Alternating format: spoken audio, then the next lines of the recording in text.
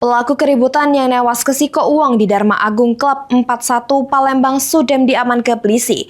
Keluarganya ngantar ke pelaku ke Jatanras Polda Sumsel untuk mempertanggungjawab ke perbuatannya.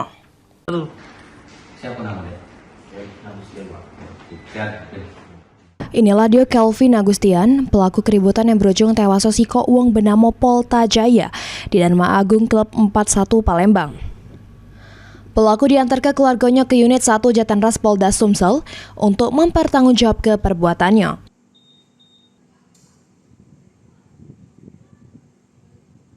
Peristiwa berdarah tersebut terjadi pada lebaran kedua dini hari. Meski sempat dilarikan ke rumah sakit, korban akhirnya ngembus ke nafas terakhir di sore harinya. Ini polisi masih melakukan pemeriksaan intensif terhadap pelaku.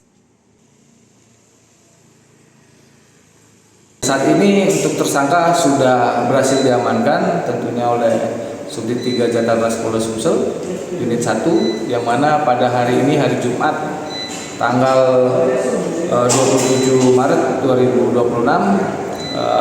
tersangka atas nama KA warga Seberang Ulu 1 itu diamankan dan diserahkan oleh pihak keluarga ke unit 1 Subdit 3 Jatanras Polda Sumsel untuk dilakukan proses lebih lanjut.